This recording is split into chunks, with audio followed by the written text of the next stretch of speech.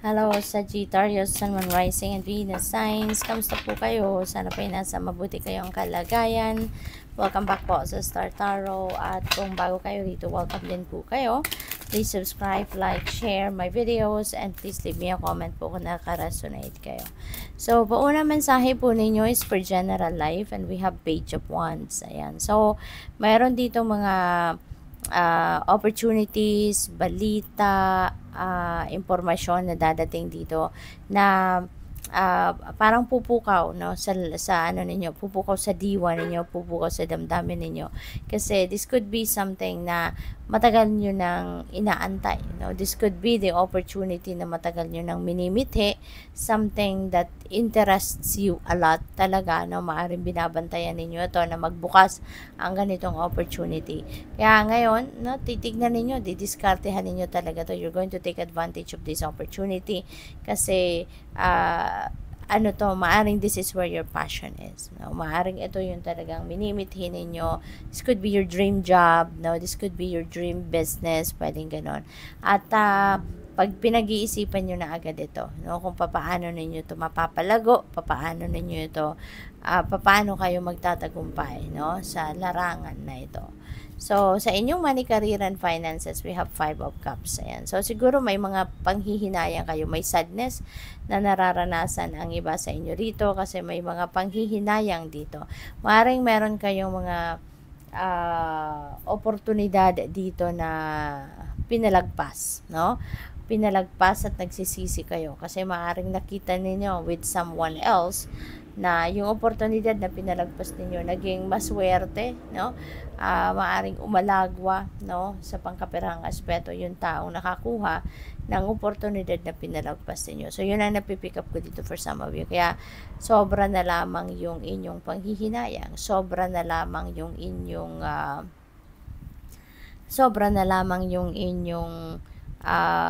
regret na naramdaman dito. Kasi, yung parang hindi mo to pinansin, no? Kung ano man ang opportunity na to, hindi mo pinansin. Probably din, no? Baka mayroong mga problema ang iba sa inyo pagdating sa inyong finances. Maaring may mga financial constraints, no? Ang iba sa inyo, baka meron kayong financial constraints or meron mga financial obligations na kailangang tugunan, pero baka meron kayong pagkukulang, no, sa budget sa ngayon. Kaya medyo down na down ang energy ninyo. So, pagdating sa inyong relationships, we have 7 of Wands. Ayan. So, this is travel, no? Baka meron kayong babiyahe. Meron babiyahe sa inyo rito kasama ang inyong person, no? Baka mag-honeymoon, no? Ang iba, baka may honeymoon or baka merong pasyal, celebration ng anniversary, ng monthsary, and maybe lilipad kayo sa kung saan, no? Maaaring magta-travel kayo sa kung saan. But maaari yung travel na to together is dahil parang siguro this is an extra effort ninyo para ma-reignite yung passion ninyo with each other, para mas lalong magkaroon muli ng excitement, no, yung samahan ninyo. Kaya maaring yung getaway na to would be a big help, no, para dyan sa goal ninyo.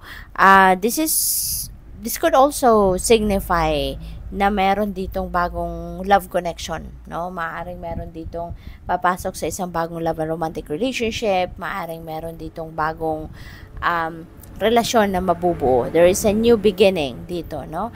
At and since this is a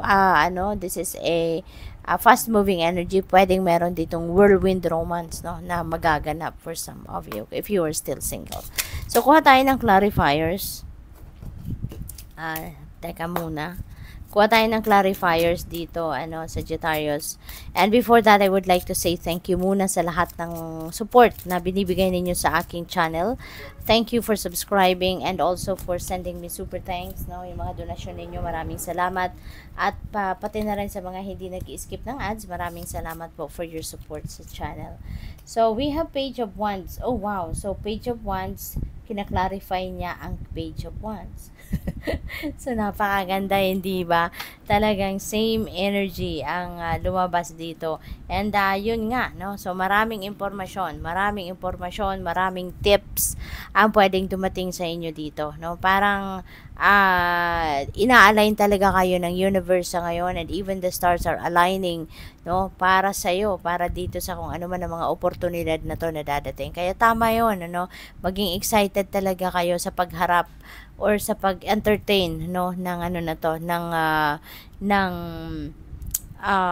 pag-entertain ng oportunidad na to. Wag ninyo tong papakawalan, or wag na ninyo itong papalagpasin, ano. Pag dumating ang opportunity na to, then go for it, no. Pag dumating ang opportunity na to, talagang pansinin ninyo agad, at wag na kayong magpatumpik-tumpik pa. Wag na kayo magpapamamaya-maya na effect para hindi na to mawala. Okay? We have the world, no, with this, ano, sadness na nararamdaman ninyo. Huwag kayong mag-alala, because there is an ending and beginning energy dito sa the world. So, kung ano man itong kinalulungkot ninyo, tapusin nyo na to, at magsimula na kayo, mag-move forward sa buhay. Kasi, hindi mo na to may babalik. No, kung ano man ang nawala sa inyo rito, ano man yung na-miss ninyo, that's not gonna come back. But isa lang din ang dapat ninyong tandaan dito, na if it's really meant for you, no, it won't pass you by. Kasi whatever it is that is meant for you, that is for you, hindi yan lalagpas sa'yo. Mapupunta at mapupunta sa'yo yan, ano man ang mangyari. Kaya, ibig sabihin nun, na na-miss mo yon, hindi na punta sa'yo, hindi nangyari, it's simply because it's not for you. It's not meant for you. Kaya wag na kayong malungkot, no? So, bangon na kayo, no? Bangon na kayo. Don't dwell on that sadness anymore. Don't dwell on what you don't have, no, anymore. Bumangon na kayo, mag-move forward na kayo, at marami pa ang dadating sa'yo na talagang para sa'yo. With the world energy, there are new opportunities, there are new doors that are opening up for you rito, na sigurado yun ang para sa'yo. Kasi yung oportunidad na dumadating sa buhay natin, no, kumakatok ang isang oportunidad sa atin because it is meant for us. Kung hindi yan para sa atin, hindi yan dadating sa buhay natin. Aalis din yan, mawawala din yan, katulad siguro na nangyari rito. Kaya bangon na, no, get on your feet, no, and focus on what you have right now. And kapag meron dumating na oportunidad tulad nito na sinasabi ko dito sa Page of Wands, look into it. Okay, look into it. Wag ninyong i-ignore, kasi ibig sabihin na kukulitin ka ng oportunidad na yan that is meant for you. Okay? Baka meron kayo talagang baka ang iba sa inyo dito, baka may mansary, may anniversary, or baka merong bagong kasal, no? At talagang or baka may ano pa kayo, may nasa kasalan pa, 'di ba? Pwedeng nasa stage pa kayo wherein pwedeng ikakasal pa lang kayo, something like that, no? So, preparation stage pa ang pinagkakaabalahan ng iba sa inyo dito, kaya everyone is very excited, and you are going to celebrate. So, good luck po, and congrats. So, tignan natin kung ano ang final message ninyo, Sagittarius, and I would like to remind you po na bukas na po ang ating channel memberships kung interested po kayo sa mga perks. Maraming salamat. Just look into it. So, yung final message po ninyo is, she is moonlight shy. Ayan yung message ninyo. And sinasabi sa inyo rito ng barahang ito na you really need to think first, no, before you make any decision. Pag-isipan muna ninyong mabuti kung meron kayong decision making na kinakaharap ngayon before you jump into a decision, before you jump into conclusion. Think twice, think thrice, no, or more pa, para na wala kayong pagsisihan. Okay? So, good luck. Thank you for watching. Love and light. Namaste.